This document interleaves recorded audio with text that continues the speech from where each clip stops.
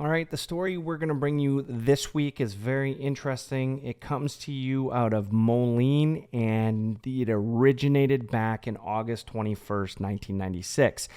Now, to this date, we still haven't found the body of Trudy Applebee.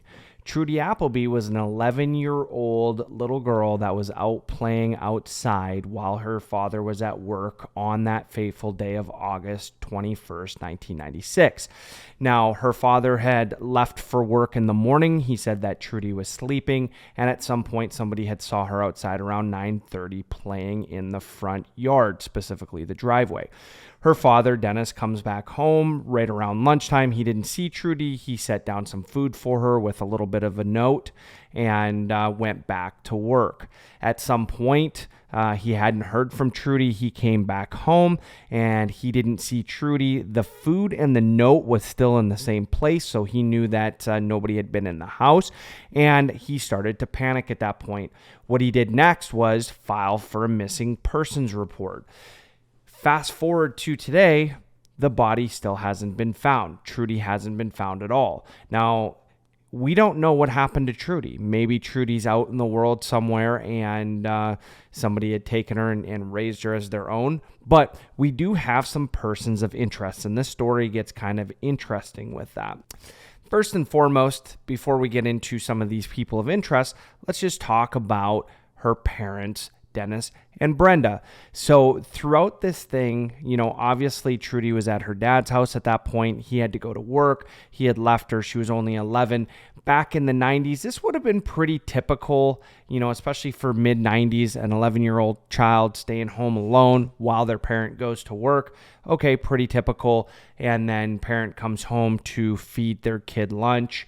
Again, pretty typical. But in this case, obviously Brenda, the mother of Trudy, is blaming the father for the disappearance of their child. Okay, so pretty interesting. And obviously that's a big reason why the world has changed today. But I would say for 1996, this wasn't abnormal. As myself, as a youngster, I would say 11, 12 years old, right around that same time, I was left home alone quite frequently. Didn't think too much of it. Most of the time, it was when I was coming home from school. I would have an hour or two before my mom would get home, right? And that would be pretty typical stuff. Get off the bus, go home, maybe make some ramen noodles, things like that. Wasn't abnormal, and I don't think this was abnormal either. Now, there was people that said that they saw Trudy that morning, and then there had been witnesses that popped out, and we're going to talk about them in a second, that said that she was specifically seen with William Smith. Right? Now, William Smith has been named a persons of interest. Unfortunately, back in 2014, William Smith passed away. Now, when he passed away, he had never admitted or had ever talked about being a part of Trudy's disappearance, right? So that's a pretty big fact. Now, one of his friends did come out a few years ago and say that William did speak about it, didn't say that he committed any crimes, but he was crying when they were talking about Trudy Applebee, and he had said that if he was asked any more questions that he would kill his friend, essentially. So does that mean he was part of it? Who knows? That's hearsay, but he has been named a person of interest. Now, a couple of other folks have also been named persons of interest a couple years down the road, which was going to be David Whipple and Jameson Fisher. Okay. Now, what's interesting to me is that this had happened quite a few years ago. So if you actually look back, at the time of this article, it would have been about 20 years. So Jameson Fisher at the time would have been 25 years old, and David Whipple would have been about 39 years old. Now, some do believe that all three men were a part of the disappearance of Trudy Applebee. It's hard to say because none of them have turned on each other, but they have all been named persons of suspect. Now, we did hear that David Whipple said that he had saw Trudy Applebee that day with William Smith, headed out to Campbell Island in East Moline to go do some swimming. Now, some witnesses out there had also said that they had saw Mr. Smith with life jackets and with Trudy at some point, and then a few hours later had seen him back in his car without Trudy. Now, Trudy's uncle has mentioned that maybe something happened out on that trip. Maybe they had picked Trudy up to go swimming, or had convinced her that it was going to be okay with her dad, as her dad knew these gentlemen. I don't know what the extent of the relationship was, but that's what it alludes to. And maybe they convinced her to go swimming. Maybe it was just one. Maybe it was just William Smith, or maybe it was all three, like some suspect. So David Whipple, Jameson Fisher, and William Smith, and they decided to go out swimming. Some people say maybe that there were some deviant actions that may have happened, but there's no evidence to show that. So it could have been as simple as, hey, let's go out and go swimming. Maybe an accident happens. Maybe she doesn't put her life jacket on, whatever the case might be, and maybe they hide it.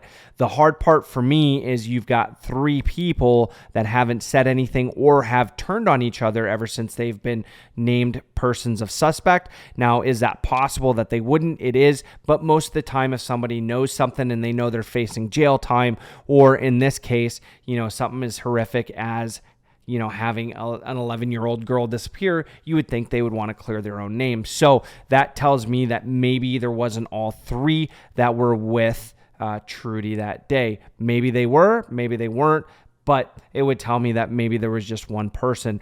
And the way that the police handled it was obviously that William Smith was named suspect prior. Now, we don't know all of the information.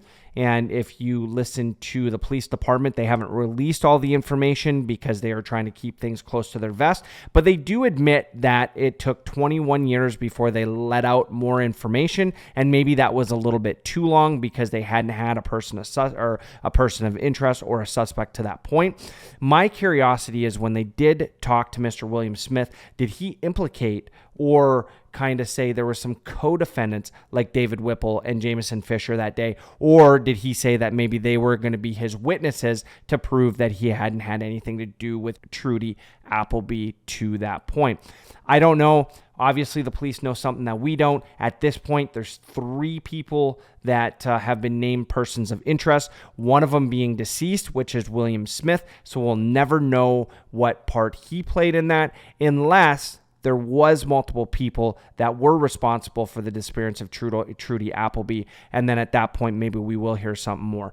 But it has definitely been a long time, and it is time to try to get this case solved, as this was back in 1996.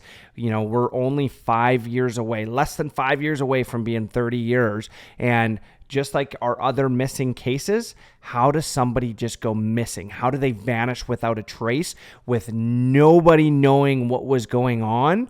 Did they just walk off? Right? Was it an animal that came and got him? What happened in this case? I would love to hear from you folks. What do you think happened? You've had 25 years to think about it, especially the folks that live in the Quad Cities. You've probably heard some of the stories. A lot of it's going to be rumor, but I want to hear from you folks and hear what you think happened and what you think that went down on that fateful day of August 21st, 1996. So, that being said, if you've been with me this long in this video, hit that subscribe button, leave that comment down below, share out my videos, and then obviously likes. All of those help grow the channel. We've come a long way so far. We've hit 56 subscribers in about 70 days, so almost one per day. So we're on track to do really well.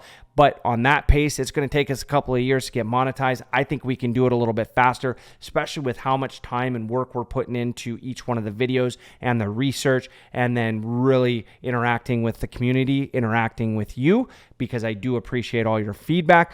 But let's keep growing that channel, and we're going to do some big things in 2023. We are coming up on our 5,000 views, which is awesome. I want to thank you all for that. And let's continue to work towards that 100,000 this year, and we're going to do some big things. So that being said, I'm your host, Tim Sahlberg. I hope to see you on the next video.